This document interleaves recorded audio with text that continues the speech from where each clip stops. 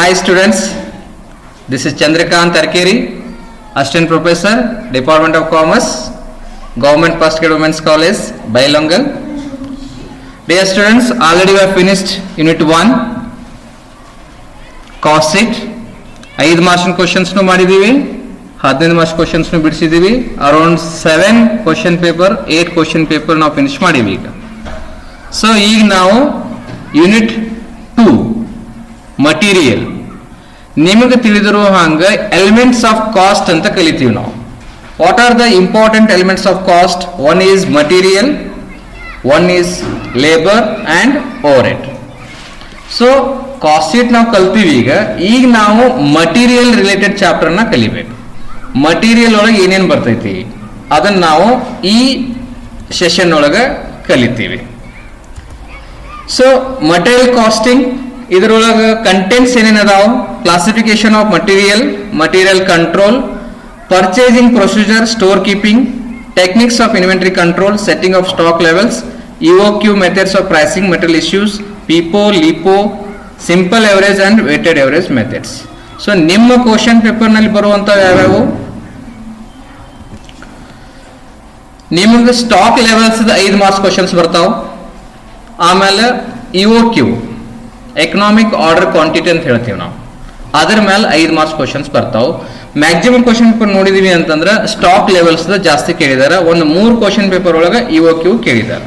So both are important, stock levels ಆಮೇಲೆ ಇಒಕ್ಯೂ.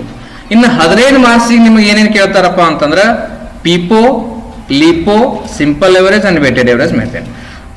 ಪಿಪೋ LIFO ಬಹಳ easy ಅದಾವ, ಸಿಂಪಲ್ ಎವರೇಜ್ ಈಸಿ ಐತಿ, ವೇಟೆಡ್ ಎವರೇಜ್ ಸ್ವಲ್ಪ ಡಿಫಿಕಲ್ಟ್ ಆಗುತ್ತೆ. ಡಿಫಿಕಲ್ಟ್ ಅದೇನಿಲ್ಲ, ಅಂಡರ್ಸ್ಟ್ಯಾಂಡ್ ಮಾಡ್ಕೊಳಕ್ ನಿಮ್ಗೆ ಸ್ವಲ್ಪ ಡಿಫಿಕಲ್ಟಿ ಆಗ್ತದೆ. ಅದನ್ನು ಈಸಿ ಐತಿ, ಏನಿಲ್ಲ. ಪ್ರಾಬ್ಲಮ್ ಬಂದಾಗ ನಿಮಗೆ ನಾನು ಹೇಳ್ತೀನಿ. ಸೊ ಏನಪ್ಪ ಮಟೀರಿಯಲ್ ಅಂತಂದ್ರೆ, materials R essential in the world of production. ನೀವು ಮಟೀರಿಯಲ್ ಇಲ್ಲಾರ್ದೆ ಫೈನಲ್ ಪ್ರಾಡಕ್ಟ್ಸ್ ಮಾಡಕ್ಕಾಗ್ತತಿ? ಇಲ್ಲ. So for manufacturing any product we required a raw material.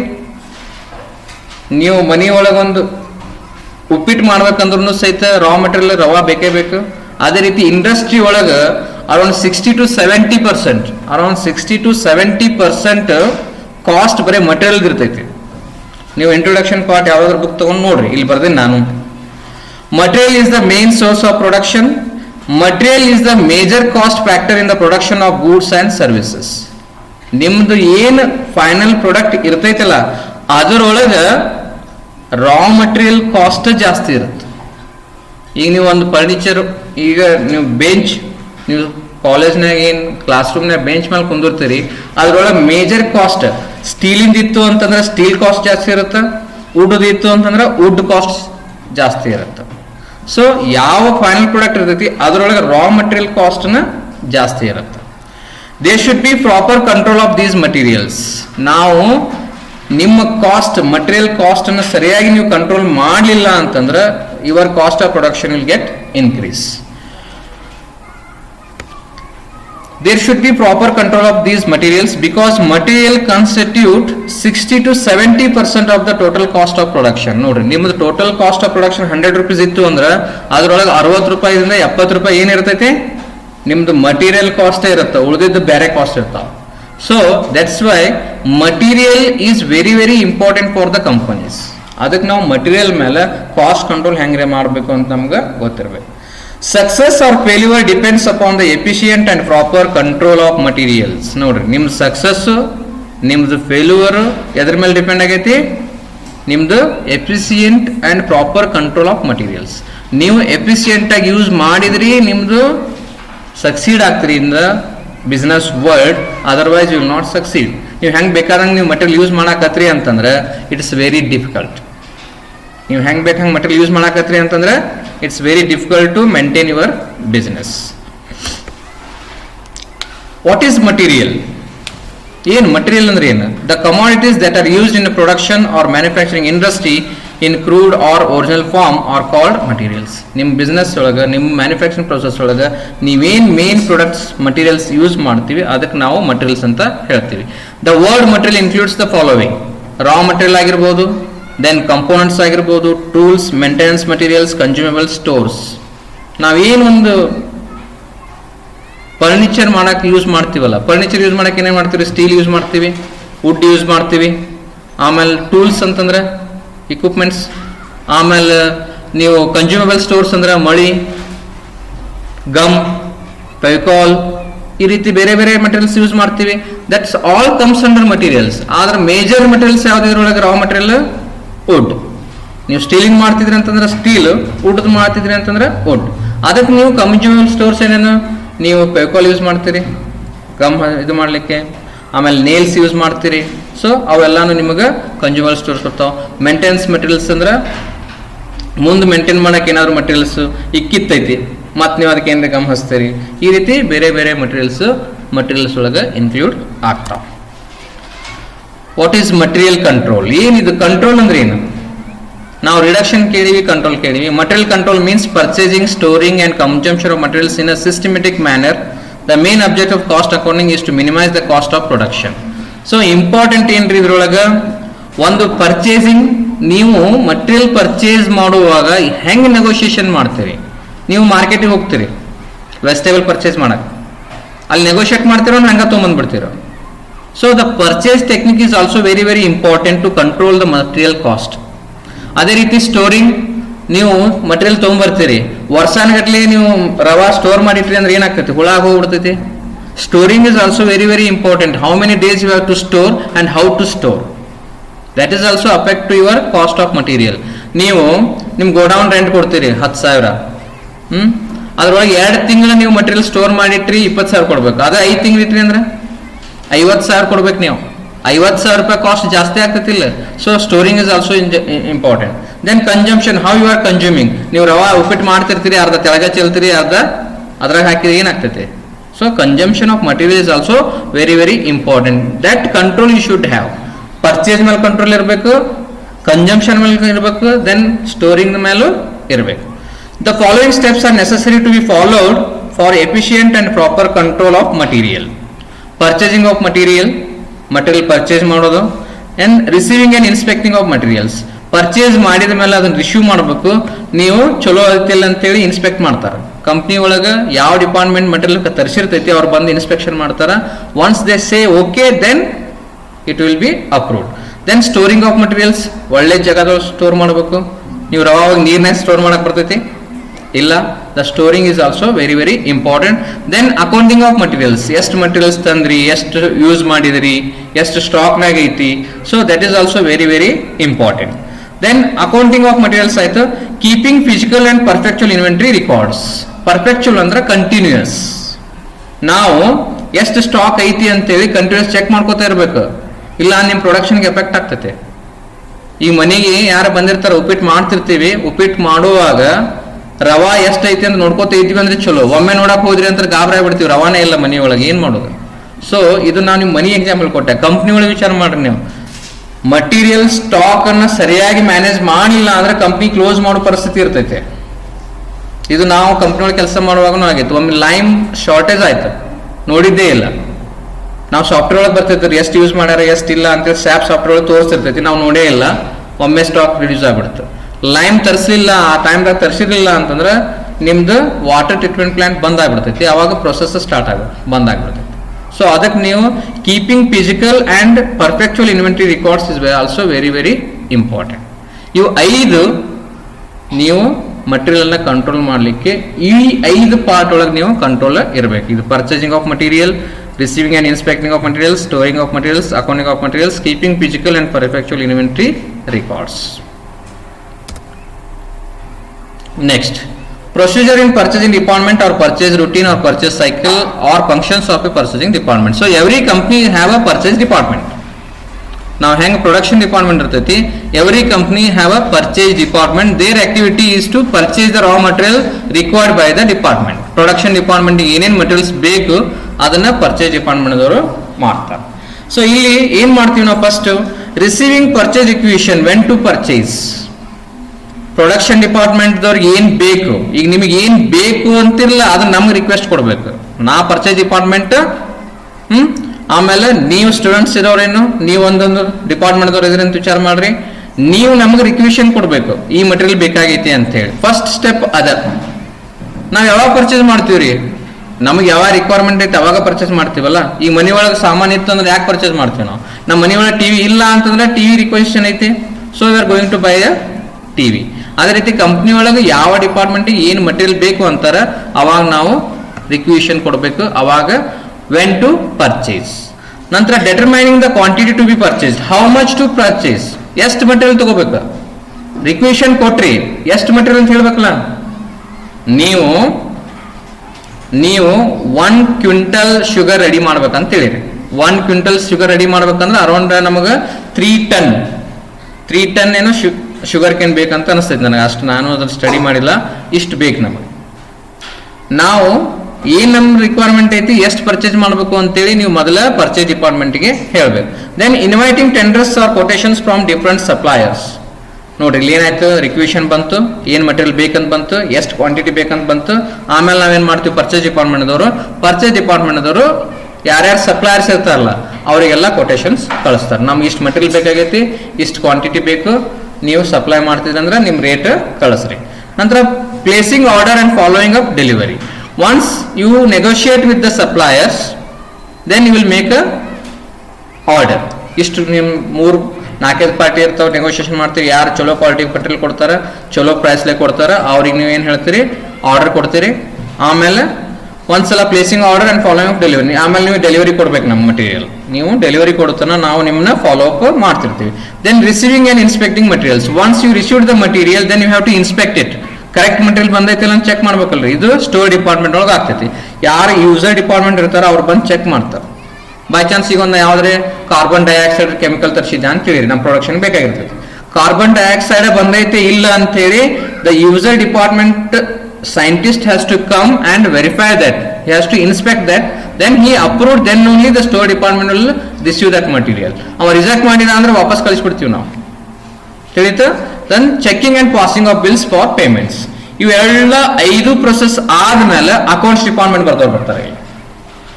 Payment ಮಾಡೋರು ಯಾರು? ಅಕೌಂಟ್ಸ್ ಡಿಪಾರ್ಟ್ಮೆಂಟ್ ಬಿಲ್ ಕಳಿಸ್ತೀವಿ, ಅವರು ಪೇಮೆಂಟ್ ಅನ್ನ ಮಾಡ್ತಾರೆ. So this is the purchase activity.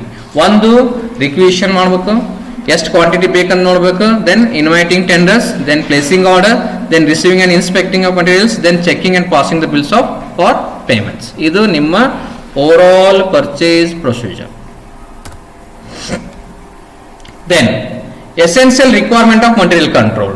ನೀವು material control ಮಾಡ್ಬೇಕು, ನಿಯಂತ್ರಣ ಮಾಡಬೇಕು ಅಂತಂದ್ರೆ ಅದಕ್ಕೆ ಏನು ಅವಶ್ಯಕತೆಗಳದಾವ?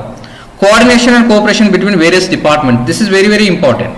ನಿಮ್ಮ ಬೇರೆ ಬೇರೆ ಡಿಪಾರ್ಟ್ಮೆಂಟ್ ಇರ್ತಾವಲ್ಲ, ಅಲ್ಲಿ ಕೋಆರ್ಡಿನೇಷನ್ನು ಮತ್ತು ಕೋಆಪರೇಷನ್ನು ಇರಬೇಕು, ಅಡ್ಜಸ್ಟ್ಮೆಂಟ್ ಆಗೋಂಗಿರ್ಬೇಕು. ಆಮೇಲೆ ಅವ್ರಿಗೆ ಮಟೀರಿಯಲ್ ಯಾವಾಗ ಬೇಕಾಗೈತೆ ಆ ಟೈಮ್ನ ನಾವು ತರಿಸ್ಕೊಡ್ಬೇಕು. ಇದೆಲ್ಲ ಇದ್ರೆ ನೀವು ಮಟೀರಿಯಲ್ ಕಂಟ್ರೋಲ್ ಮಾಡ್ಬೋದು. Then centralise purchasing department. So purchasing department ಒಂದೇ ಕಡೆ ಇರಬೇಕು. ಬೇರೆ ಕಡೆ ಇತ್ತು ಅಂತಂದ್ರೆ that will be creating a problem.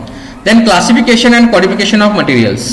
ನಾವು ಮಟೀರಿಯಲ್ ಅನ್ನ ಕ್ಲಾಸಿಫೈ ಮಾಡ್ಬೇಕು. ಈಗ ನಾವು ವೆಜಿಟೇಬಲ್ ಮಾರ್ಕೆಟಿಗೆ ಹೋಗ್ತೀವಿ, ನಾವೆಲ್ಲ ವೆಜಿಟೇಬಲ್ ಒಂದೇ ಬ್ಯಾಗ್ನ ಹಾಕೊಂಡ್ ಬಂದ್ಬಿಟ್ಟಿರ್ತೀವಿ. ಮನೆಗೆ ಬರ್ತೀರಿ, ಮನೆಗೆ ಬಂದ್ಮೇಲೆ ಎಲ್ಲ ಸೇರಿಸಿ ಒಂದೇ ಕಡೆ ಇಟ್ಬಿಡ್ತೀರಿ? ಇಲ್ಲ, ಅಲ್ಲಿನೂ ನೀವೇನ್ ಮಾಡ್ತೀರಿ? ಕ್ಲಾಸಿಫಿಕೇಶನ್ ಮಾಡ್ತೀರಿ. ಇದು ಬದ್ನಿಕಾಯಿ, ಇದು ಹೀರಿಕಾಯಿ, ಇದು ಸೌತಿಕಾಯಿ ಮಾಡ್ತೀರಿ ಕ್ಲಾಸಿಫಿಕೇಶನ್. ಆಮೇಲೆ ಅದಕ್ಕೆ ನಾವು ಕಂಪ್ನಿ ಒಳಗೆ ಏನ್ ಮಾಡ್ತೀವಿ, ಬದ್ನಿಕಾಯಿ ಒಂದು ಕೋಡ್ ನಂಬರ್ ಕೊಟ್ಟಿರ್ತೀವಿ. Because the software will not identify ಬದ್ನಿಕಾಯಿ, it will identify code number. Code number ನಾವು ಕೊಡೋದು ಯಾಕಪ್ಪ ಅಂತಂದ್ರೆ ಸಾಫ್ಟ್ವೇರ್ ಒಳಗೆ ಕೋಡ್ ನಂಬರ್ ಹಾಕಿದೀವಿ. ಯಾಕಂದ್ರೆ ಮಟೀರಿಯಲ್ ನೇಮ್ ನಾವು ನೆನಪಿಟ್ಕೊಳಕ್ ಆಗೋದಿಲ್ಲ, ಅಥವಾ ಎಲ್ಲಾನು ಆಗೋದಿಲ್ಲ, ಭಾಳ ಇರ್ತಾವ್ರಿ, ಸಾಕಷ್ಟು ಸಾವಿರಾರು ಮಟೀರಿಯಲ್ ಇರ್ತಾವೆ ಕಂಪ್ನಿ ಒಳಗೆ. So classification and qualification of material is also very very important. Then properly planned materials requirements. ನಾವು ಯಾವಾಗಲೂ ಒಳ್ಳೆ ಪ್ಲಾನಿಂಗ್ ಇರಬೇಕು. ಕಂಪ್ನಿ ಒಳಗೆ ನಾವು ಮಟೀರಿಯಲ್ ಕಂಟ್ರೋಲ್ ಮಾಡಬೇಕಾಗಿತ್ತು, you should have a proper planning, then only you can go for purchasing a material. Then setting of stock levels. ಇದು ನಿಮಗೆ ಬರ್ತೈತಿ. ಈಗ ನೆಕ್ಸ್ಟ್ ಬರೋದು setting of stock levels. Stock level ಒಳಗೆ ಮ್ಯಾಕ್ಸಿಮಮ್ ಸ್ಟಾಕ್ ಲೆವೆಲ್ ಇರುತ್ತೆ, minimum stock level ಇರುತ್ತೆ, reorder level ಇರುತ್ತೆ, reorder quantity ಇರುತ್ತೆ, ದೆನ್ ಡೇಂಜರ್ ಲೆವೆಲ್ ಅಂತ ಬರುತ್ತೆ. So these are all very very important to control the material. So these are the essential requirement of material control. ಇದೆಲ್ಲ ನಿಮ್ಮ theoretical part ಇರ್ತೈತಿ. ಇದು ನಿಮಗೆ ಬಂದ್ರೆ 2 ಮಾರ್ಕ್ಸ್ ಸಿಗೋದು ಒಂದು ಚಾನ್ಸಸ್ ಇರ್ತಾವ. Then techniques of store control. ಇನ್ನು ನಾವು ಸ್ಟೋರ್ ಡಿಪಾರ್ಟ್ಮೆಂಟಿಗೆ ಹೋಗ್ತೀವಿ. ಅಲ್ಲಿ ನಾವು ಫಿಕ್ಸೇಷನ್ ಆಫ್ ಸ್ಟಾಕ್ ಲೆವೆಲ್ ಇವ್ರದ್ದೆಲ್ಲಾನು 1 by 1 ಎಕ್ಸ್ಪ್ಲನೇಷನ್ ಬರ್ತೈತಿ. ಇಲ್ಲಿ ಬರೀ ನಾನು ನಿಮಗೆ ಏನಂತ ಹೇಳತ್ತೀನಿ, ನೆಕ್ಸ್ಟ್ ಸ್ಲೈಡ್ಸ್ ಒಳಗೆ ನಿಮಗೆ 1 by 1 ಮೀನಿಂಗ್ ಬರ್ತಾವ. Fixation of stock level, determining economic order quantity. In this two you will have a problems, 5 marks problems ಇವೆರಡು ಮೆಥಡಾಲಜಿ ಒಳಗೆ ಬರ್ತಾವ. Then stock turnover ratio ಅಂತ ಬರ್ತೈತಿ, ABC analysis, bin card, input output ratio, issue of materials, pricing of materials. Next ನಿಮ್ problem ಬರೋದು pricing of materials ಮೇಲೆ 15 ಮಾರ್ಕ್ಸ್ನು ಬರ್ತಾವ. ನೀವು ಇಲ್ಲಿ ಫಿಕ್ಸೇಷನ್ ಆಫ್ ಸ್ಟಾಕ್ ಲೆವೆಲ್ ಒಳಗೆ ಮ್ಯಾಕ್ಸಿಮಮ್ ಮಿನಿಮಮ್ ಅವೆಲ್ಲ ಕಲಿತೀರಿ. ಪ್ರೈಸಿಂಗ್ ಆಫ್ ಮಟೀರಿಯಲ್ಸ್ ಒಳಗೆ FIFO, LIFO, weighted average, simple average ಕಲಿತೀರಿ. ಸೊ ಇದು ಟೆಕ್ನಿಕ್ಸ್ ಆಫ್ ಸ್ಟೋರ್ ಕಂಟ್ರೋಲ್. ಇನ್ನು ಇದರೊಳಗೆ ನಾವು ಡಿಸ್ಕಷನ್ ಮಾಡಬೇಕಾಗಿದ್ದು ಫಿಕ್ಸೇಷನ್ ಆಫ್ ಸ್ಟಾಕ್ ಲೆವೆಲ್ಸ್. ಹೆಂಗೆ ನಾವು ಸ್ಟಾಕ್ ಲೆವೆಲ್ಸ್ ಅನ್ನ ಫಿಕ್ಸ್ ಮಾಡ್ತೀವಿ. In order to ensure that the optimum quantity of material is purchased and stock neither less nor more, the store keeper apply scientific techniques of materials management. ನಾವು scientific ಮೆಥಡಾಲಜಿಯನ್ನು use ಮಾಡಬೇಕು, ಮಟೀರಿಯಲ್ ಯಾವ ರೀತಿ ನಾವು management ಮಾಡಬೇಕು ಅಂತ ಹೇಳಿ. Then fixing of certain levels for each item of materials is one of such techniques. ನಾವು ಯಾವ್ಯಾವ ಮಟೀರಿಯಲ್ ಎಷ್ಟು ಸ್ಟಾಕ್ ಇಡಬೇಕು ಅಂತೇಳಿ ಸೈಂಟಿಫಿಕಲಿ ವಿಚಾರ ಮಾಡ್ಬೇಕು ನಾವು. ಹೌದ್ರಿ, ನಾವು ಅಕ್ಕಿ, ಗೋಧಿ, ಜೋಳ ಬಲ್ಕ್ನಾಗ ಪರ್ಚೇಸ್ ಮಾಡ್ತೀವಿ, ಅದೇ ವೆಜಿಟೇಬಲ್ 1 ಕ್ವಿಂಟಲ್ ತೊಗೊಂಬರ್ತೀವನ್ರಿ. Simple example. ಈ ರೀತಿ ನಾವು ಟೆಕ್ನಿಕ್ಸ್ ಯೂಸ್ ಮಾಡ್ತೀವಿ ಮನಿ ಒಳಗೆ. ಇದೇನಿಲ್ಲ, factory is not outside of money, house ಅಂತೀವಲ್ಲ ನಾವು. ಹೋಮ್ ಕಂಪ್ನಿ ಎಲ್ಲರೂ ಒಂದೇ ಥರ ವರ್ಕ್ ಮಾಡ್ತಿರ್ತಾರೆ. ಅಲ್ಲಿ ಸಾಫ್ಟ್ವೇರ್ ಇರ್ತಾವೆ, ಇಲ್ಲಿ ಸಾಫ್ಟ್ವೇರ್ ಇರಂಗಿಲ್ಲ, ನಮ್ಮ ತಲೆ ಇರ್ತೈತಿ. ಹೌದಿಲ್ರಿ, ನಾವು ಅಕ್ಕಿ ಗೋಧಿ 50 kg ಪರ್ಚೇಸ್ ಮಾಡ್ಕೊಂಡ್ ಬರ್ತೀವಿ, 50 kg ವೆಜಿಟೇಬಲ್ ಪರ್ಚೇಸ್ ಮಾಡ್ಕೊಂಡ್ ಬರ್ತೀವನ್ರಿ. ಯಾಕಂದ್ರೆ ಅದನ್ನ ಇಟ್ಟಿವಿ ಅಂತಂದ್ರೆ ಅದು ಹಾಳಾಗಿ ಹೋಗ್ತೈತಿ. ಸೊ ಯಾವ ಮಟೀರಿಯಲ್ ಎಷ್ಟು ದಿನ ಇಡ್ಬೋದು, ಯಾವ ಮಟೀರಿಯಲ್ ಕನ್ಸಂಪ್ಷನ್ ಎಷ್ಟು ಇರ್ತೈತಿ, ಅದ್ರ ಮೇಲೆ ನಾವು ಡಿಸೈಡ್ ಮಾಡ್ತೀವಿ. Okay, then the stocks levels are, ಏನಪ್ಪ ಇವು, what are the stock levels? First one, ಇಲ್ಲಿಂದ ಸ್ಟಾರ್ಟ್. ನಿಮಗೆ ನಿಮ್ಮ 5 ಮಾರ್ಕ್ಸಿನ ಕ್ವಶನ್ಸ್, ಫಾರ್ಮುಲಾಸು ಎಲ್ಲಾನು ಇಲ್ಲಿಂದ ಸ್ಟಾರ್ಟ್ ಆಗ್ತೈತಿ. First one is minimum stock level. ಇದಕ್ಕೆ ನಾವು ಸೇಫ್ಟಿ ಸ್ಟಾಕ್ ಅಂತಲೂ ಹೇಳ್ತೀವಿ. Minimum stock level. Minimum level represents the quantity below which the stock of any item should not be allowed to fall. Minimum ಅಂದ್ರೆ ಇಷ್ಟು stock ಇರಲೇಬೇಕು ನಿಮ್ಮ company ಒಳಗೆ. ಇದಕ್ಕಿಂತ ಕಡಿಮೆ ಬಂದ್ರಿ ಪ್ರಾಬ್ಲಮ್ಸ್ ಚಾಲು ಆಗ್ತಾವ. ಇದಕ್ಕಿಂತ ಕಡಿಮೆ ಬಂದ್ರಿ ಪ್ರಾಬ್ಲಮ್ ಚಾಲು ಆಗ್ತಾವ. ಮಿನಿಮಮ್ 1/4 ಕಿಲೋ ರವಾ ಮನಿ ಒಳಗೆ ಇರಬೇಕು. 1/4 ಕಿಲೋ ರವಾದಿಂದ ಒಂದು 4 ಮಂದಿಗೆ ಉಪ್ಪಿಟ್ಟು ಮಾಡಿ ನಾವು ಹಾಕ್ತೀವಿ. ಇಷ್ಟ ಇದ್ದು ಅಂತಂದ್ರೆ ಇಷ್ಟ ನಿಮ್ಗೆ ಅವ್ರಿಗೆ ಇಷ್ಟ ಇದ್ದು ಅಂತಂದ್ರೆ ಇಟ್ಸ್ ವೆರಿ ಡಿಫಿಕಲ್ಟ್. 1 ಗ್ರಾಮ 2 ಗ್ರಾಮ ಕೆಳಗೆ ಉಳಿದಿದ್ದು ಅಂತಂದ್ರೆ ಉಪ್ಪಿಟ್ಟು ಮಾಡಕ್ ಆಗ್ತತನ್ರಿ. So that's why the minimum stock level is very very important. If the actual stock goes below this level, there is a possibility of upsetting of production schedules for want of materials. ಇದಕ್ಕಿಂತ ಕಡಿಮೆ ಬಂತು ಅಂತಂದ್ರೆ you will be in a danger. This level is determined by taking into account reorder level and lead time. ನಾವು ಇದನ್ನ calculation ಮಾಡುವಾಗ reorder level use ಮಾಡ್ತೀವಿ. ಆಮೇಲೆ lead time ಅಂದ್ರೆ ಲೀಡ್ ಟೈಮ್ ಮೀನ್ಸ್ ವಾಟ್, ಒಂದು ಮಟೀರಿಯಲ್ ನಾವು ಆರ್ಡರ್ ಮಾಡಿದೀವಿ ಅಂದ್ರೆ ಅದು ನಮ್ಮ ಕಡೆ ಬರಕ್ಕೆ ಎಷ್ಟು ಟೈಮ್ ಹಿಡಿದಿದೆ ನೋಡ್ರಿ. ಈಗ ನಿಮಗೆ ಒಂದು ಡ್ರೆಸ್ ಮೆಟೀರಿಯಲ್ ಬೇಕಾಗೈತಿ. ಡ್ರೆಸ್ ಮೆಟೀರಿಯಲ್ ನೀವು ಬೆಳಗಾವದಿಂದ ತರಬೇಕು ಅಂತಂದ್ರೆ ಅಥವಾ ಇಲ್ಲೇ ಹೋಗಿ ಬೈಲೊಂಗಲಿಂದ ತರಬೇಕಾಗಿತ್ತು ಅಂತಂದ್ರೆ ಡ್ಯೂರೇಷನ್, ಅದಕ್ಕೆ ನಾವು ಲೀಡ್ ಟೈಮ್ ಅಂತ ಹೇಳ್ತೀವಿ. ಅಂದ್ರೆ ಒಂದು ಪ್ರಾಡಕ್ಟ್ ನಾವು ಆರ್ಡರ್ ಮಾಡಿದ್ಮೇಲೆ ಅದು ನಮ್ಮ ಫ್ಯಾಕ್ಟ್ರಿ ಬರಕ್ಕೆ ಎಷ್ಟು ಟೈಮ್ ಹಿಡಿತೈತಿ, that is called lead time. Lead time, this is a average time required to obtain fresh supply of materials, also known as a reorder period or delivery time. Okay. Next, minimum stock level formula. ಇದನ್ನು ಕಂಡುಹಿಡಿಯಲಿಕ್ಕೆ formulas ಅದಾವು. These formulas are very very important to calculate the stock levels. ಈ formula ನಿಮಗೆ ಬರ್ಬೇಕು ಅಂದ್ರೆ ನೀವು problem ಮಾಡಕ್ ಬರ್ತೈತಿ, ಇಲ್ಲ ಅಂದ್ರೆ ಬರುದಿಲ್ಲ. Okay, so minimum stock level equal to reorder level. Reorder level calculation ಮಾಡೋಕ್ಕೂ ಫಾರ್ಮುಲಾ ಐತಿ. ಅದನ್ನ ಕ್ಯಾಲ್ಕುಲೇಷನ್ ಮಾಡಿದ ಮೇಲೆ ನೀವು ಮಿನಿಮಮ್ ಮ್ಯಾಕ್ಸಿಮಮ್ ಸ್ಟಾಕ್ ಅನ್ನು ಕ್ಯಾಲ್ಕುಲೇಷನ್ ಮಾಡಕ್ ಬರ್ತೈತೆ. So reorder level minus average consumption into average delivery period. Reorder level ಮಾಡಲಿಕ್ಕೆ ಒಂದು ಫಾರ್ಮುಲಾ ಐತಿ, ಅದನ್ನ ನೆಕ್ಸ್ಟ್ ಇದ್ರೊಳಗೆ ಹೇಳ್ತೀನಿ. ಆಮೇಲೆ ಎವರೇಜ್ ಕನ್ಸಂಪ್ಷನ್ ಹೆಂಗೆ ಕಂಡುಹಿಡಿತೀವಿ ನಾವು, ಇದು MS equal to RL minus AC into EDP. ಇದು ಶಾರ್ಟ್ ಫಾರ್ಮು. ನೀವು reorder level minus average consumption into average delivery period ಅನ್ನ ನೆನಪು ಇಟ್ಕೋಬೇಕು. ಸಿಂಪಲ್ ಅದಾವ. ನೀವು ಜಾಸ್ತಿ ಪ್ರಾಬ್ಲಮ್ ಸಾಲ್ವ್ ಮಾಡಿದ್ರಿ ಅಂತಂದ್ರೆ ನಿಮಗಿದು ಈಸಿಯಾಗಿ 5 ಮಾರ್ಕ್ಸ್ ಕೊಡ್ತೈತೆ. ಇನ್ನು ಎವರೇಜ್ ಆರ್ ನಾರ್ಮಲ್ ಕನ್ಸಂಪ್ಷನ್ ಹೆಂಗೆ ಕಂಡು ಹಿಡಿಬೇಕು ನಾವು? ಅಲ್ಲಿ ಹೇಳಿರ್ತಾರೆ ನಿಮ್ಮ ಮಿನಿಮಮ್ ಕನ್ಸಂಪ್ಷನ್ ಏನಂತ ಕೊಟ್ಟಿರ್ತಾರೆ, ಮ್ಯಾಕ್ಸಿಮಮ್ ಕನ್ಸಂಪ್ಷನ್ ಏನಂತ ಕೊಟ್ಟಿರ್ತಾರೆ. ಸೊ ಪ್ರಾಬ್ಲಮ್ ಒಳಗೆ you will be getting minimum consumption then maximum consumption. ಅವೆರಡು ಆ್ಯಡ್ ಮಾಡಿ ಡಿವೈಡೆಡ್ ಬೈ 2. ಎವರೇಜ್ ಅಂದ್ರೆ ಏನ್ರಿ? ಸರಾಸರಿ. ಅದಕ್ಕೆ ನೀವು ಡಿವೈಡೆಡ್ ಬೈ 2 ಮಾಡಿದ್ರಿ, ಅವಾಗ ನಿಮ್ಗೆ ಎವರೇಜ್ ಕನ್ಸಂಪ್ಷನ್ ಬರುತ್ತೆ. Same way average delivery period, maximum delivery period plus minimum delivery period ಕೊಟ್ಟಿರ್ತಾರೆ, ಡಿವೈಡ್ ಬೈ 2 ಮಾಡ್ತೀರಿ, you will come to know average delivery period. Okay, ಇದು ನಿಮ್ಮದು ಮಿನಿಮಮ್ ಸ್ಟಾಕ್ ಲೆವೆಲ್ ಫಾರ್ಮುಲಾ. ಇದು ನೆನಪಿತ್ತು, you can solve the problem, otherwise you will not solve the problem. Next reorder level. This is also very very important. ನಿಮ್ಗೆ ನಾ ಇಲ್ಲಿ ಹೇಳಿದೆ reorder level. ಈ reorder level ಕೊಟ್ಟಿರಂಗಿಲ್ಲ, ಇದನ್ನು ನಾವು ಕಂಡುಹಿಡಿಬೇಕು. ಕಂಡುಹಿಡಿದ ಆದ್ಮೇಲೆ ಮಿನಿಮಮ್ ಸ್ಟಾಕ್ ಲೆವೆಲ್ ಅನ್ನ ಕಂಡುಹಿಡಿಬೇಕು. ಅದಕ್ಕೆ ರಿಆರ್ಡರ್ ಲೆವೆಲ್ ಫಾರ್ಮುಲಾಸ್ ಅದಾವ. This level is fixed somewhere between minimum level and maximum level. Maximum ಮತ್ತೆ ಮಿನಿಮಮ್ ನಡುವೆ ಎಲ್ಲರ ಒಂದ್ ಕಡೆ ಇಟ್ಟಿರ್ತಾರೆ. ಅಂದ್ರೆ ಇಷ್ಟು ಬಂತಂದ್ರೆ ನೀವು ರಿಆರ್ಡರ್ ಮಾಡ್ರಿ, ಮತ್ತೆ ಆರ್ಡರ್ ಮಾಡ್ರಿ. ಮಟೀರಿಯಲ್ ಮಿನಿಮಮ್ ಸ್ಟಾಕ್ ಕಿತ್ತಾನು ಕೆಳಗೆ ಹೋಗ್ಬಾರ್ದು, ಮ್ಯಾಕ್ಸಿಮಮ್ ಕಿತ್ತಾನು ಮ್ಯಾಲೆ ಹೋಗ್ಬಾರ್ದು, ಅಲ್ಲಿ ಲೆವೆಲ್ ಒಳಗೆ ಇಟ್ಟಿರ್ತೀವಿ. This is fixed in such A way that reordering when material falls to this level, then in the normal course of events new supplier will be received just before the minimum level is reached. It is key decision point. Reorder level is a key decision point. ನಾವು ಹೊಸ supplier ಇದ್ದಂದ್ರೆ minimum ಇದ್ದಾಗ ನಾವು order ಮಾಡಿಬಿಡ್ತೀವಿ. Regular supplier ಇದ್ದ ಅಂತಂದ್ರೆ ನಾವು maximum minimum ನಡುವೆ ಎಲ್ಲಿ ಬಂದುಗಳೇ ನಾವು ರಿಆರ್ಡರ್ ಮಾಡ್ತೀವಿ. So the following factors are taken into account for fixing reorder level. Average rate of consumption. ನಿಮ್ದು ಕನ್ಸಂಪ್ಷನ್ ಎಷ್ಟೈತಿ, ಎವರೇಜ್ ಡೈಲಿ ಕನ್ಸಂಪ್ಷನ್ ಐತಿ ಆ ಮಟೀರಿಯಲ್ ನಿಮ್ಮ ಕಂಪ್ನಿ ಒಳಗೆ, ಆ ಎವರೇಜ್ ನೋಡ್ತೀವಿ. ನಂತರ average normal delivery period, that is lead time. ಅಂದ್ರೆ ಒಂದು ಮಟೀರಿಯಲ್ ಆರ್ಡರ್ ಮಾಡಿದೀವಿ ಅಂತಂದ್ರೆ ಎಷ್ಟು ದಿನದೊಳಗೆ ಅವ್ರ ಮಟೀರಿಯಲ್ ಬರ್ತೈತಿ, ದಟ್ ಈಸ್ ಆಲ್ಸೋ ಕನ್ಸಿಡರ್. ನಿಮ್ದು ಎವರೇಜ್ ಕನ್ಸಂಪ್ಷನ್ ಏನಷ್ಟೈತಿ, ನಂತರ ನಾರ್ಮಲ್ ಡೆಲಿವರಿ ಪೀರಿಯಡ್ ಏನೈತಿ, then economic order quantity, UOQ ಅಂತ ಹೇಳ್ತೀವಿ ನಾವು. Economic order quantity next slides ಒಳಗೆ ಬರ್ತೈತಿ. ಇವೆಲ್ಲ ಪ್ರಾಬ್ಲಮ್ ಆದ್ಮೇಲೆ ಹೇಳ್ತೀನಿ. UOQ ಮೀನ್ಸ್ ನಾವೇನು ಆರ್ಡರ್ ಮಾಡ್ತೀವಲ್ಲ ಅದರದ್ದು ಎಕನಾಮಿಕಲ್ ಕಾಸ್ಟ್ ಅನ್ನ ನಾವು ಒಂದು ಲೆವೆಲ್ ಒಳಗೆ ಇಟ್ಕೊಂಡು ಆರ್ಡರ್ ಮಾಡ್ಬೇಕು ಅಂತ ಹೇಳ್ತಾರ ಅವ್ರು. ಓಕೆ, ರಿಆರ್ಡರ್ ಲೆವೆಲ್ ಫಾರ್ಮುಲಾ ಏನ್ರಿ? Reorder level equal to maximum consumption into maximum delivery period. Or ಇನ್ನೊಂದು ಫಾರ್ಮುಲಾ ಐತಿ. ಒಂದೊಂದು ಪ್ರಾಬ್ಲಮ್ಸ್ ಒಳಗೆ ಬೇರೆ ಇನ್ಫಾರ್ಮೇಶನ್ ಕೊಟ್ಟಿರ್ತಾರೆ, ಅವಾಗ ಕಂಡುಹಿಡಿದು ಗೊತ್ತಾಗಂಗಿಲ್ಲ. ಅದಕ್ಕೆ 2 ಫಾರ್ಮುಲಾ ಅದಾವು.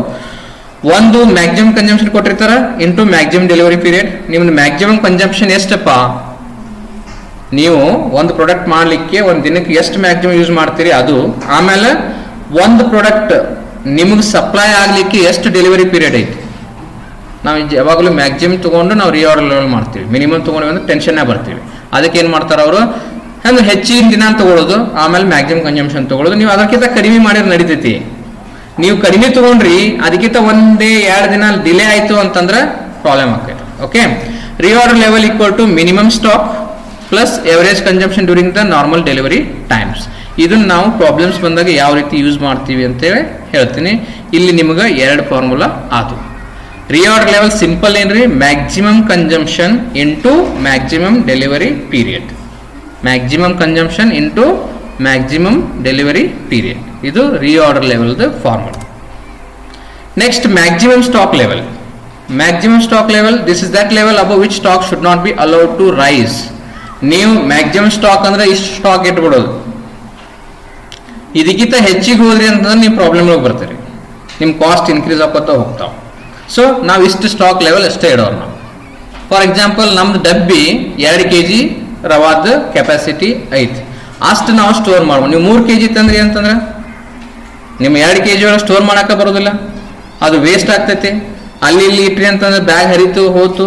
ಇದೇ ರೀತಿ ನಾವು ಕಂಪ್ನಿ ಒಳಗೂ ವಿಚಾರ ಮಾಡ್ತೀವಿ. ನಮ್ದು ಟೋಟಲ್ ಕೆಪಾಸಿಟಿ ಐತಿ, ಬೈ ಚಾನ್ಸ್ ನಾವು ಆಯಿಲ್ ಸ್ಟೋರ್ ಮಾಡ್ತೀವಿ ಅಂತ ಹೇಳಿರಿ, ಕಂಪ್ನಿ ಒಳಗೆ ಆಯಿಲ್ ಸ್ಟೋರ್ ಮಾಡ್ತೀವಿ.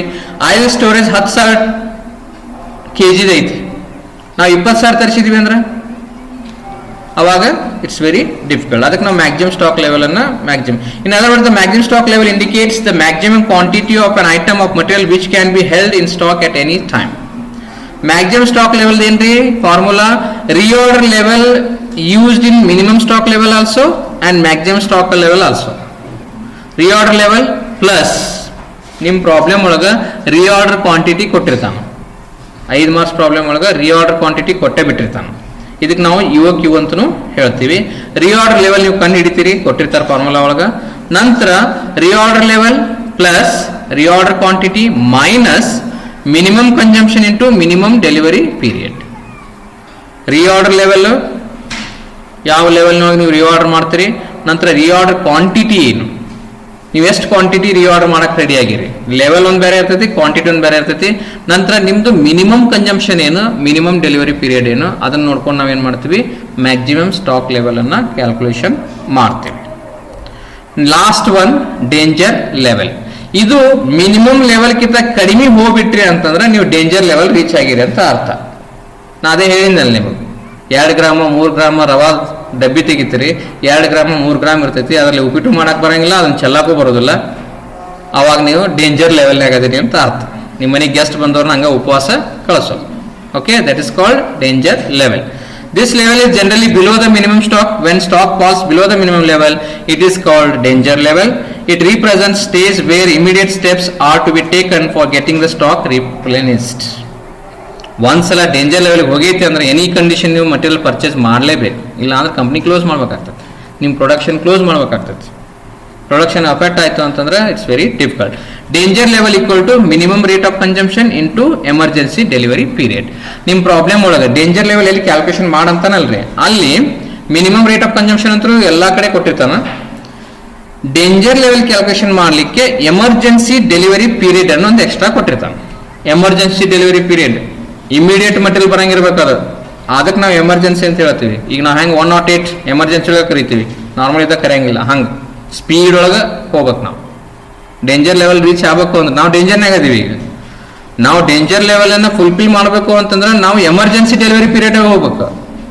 ನೀವೇನೇ ನಾರ್ಮಲ್ ಡೆಲಿವರಿ ಪೀರಿಯಡ್ನಾಗ ಹೋದ್ರಿ ಮತ್ತೆ ಪ್ರಾಬ್ಲಮ್ ಫೇಸ್ ಆಗ್ತೈತಿ. ಅರ್ಜೆಂಟ್ ಒಳಗೆ ಮಟೀರಿಯಲ್ ತನಂಗೆ ಇರ್ಬೇಕು ಡೇಂಜರ್ ಲೆವೆಲ್ ಒಳಗೆ. ಅದಕ್ಕೆ ನಾವು ಡೇಂಜರ್ ಲೆವೆಲ್ಗೇನು minimum rate of consumption into emergency delivery period. So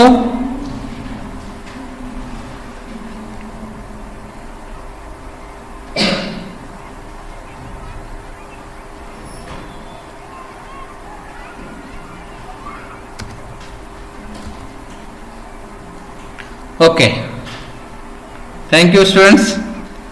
ಇದು ನಿಮ್ದು ಥೆರಾಟಿಕಲ್ ಪಾರ್ಟು. ಇನ್ನು ನೆಕ್ಸ್ಟ್ ಸೆಷನ್ ಒಳಗೆ ನಾವು ಸ್ಟಾಕ್ ಲೆವೆಲ್ ಮೇಲೆ 5 ಮಾರ್ಕ್ಸಿನ ಪ್ರಾಬ್ಲಮ್ಸನ್ನು ನೋಡೋಣ. ಆ ಸೆಷನ್ ಒಳಗೆ ನಾವು BBA ಒಳಗೆ ಕ್ವಶನ್ ಪೇಪರ್ನ ಬಂದಿದ್ದು ಅದಾವು, ಆಮೇಲೆ BCom ಕ್ವಶನ್ ಪೇಪರು ಅದಾವು, ಅರೌಂಡ್ 10 ಮ್ಯಾಲ್ ಅದಾವು. ಅದನ್ನು ನೆಕ್ಸ್ಟ್ ಸೆಷನ್ ಒಳಗೆ ನಾವು ಸಾಲ್ವ್ ಮಾಡೋಣ. ಅಲ್ಲಿವರೆಗೆ ಥ್ಯಾಂಕ್ ಯು ವೆರಿ ಮಚ್.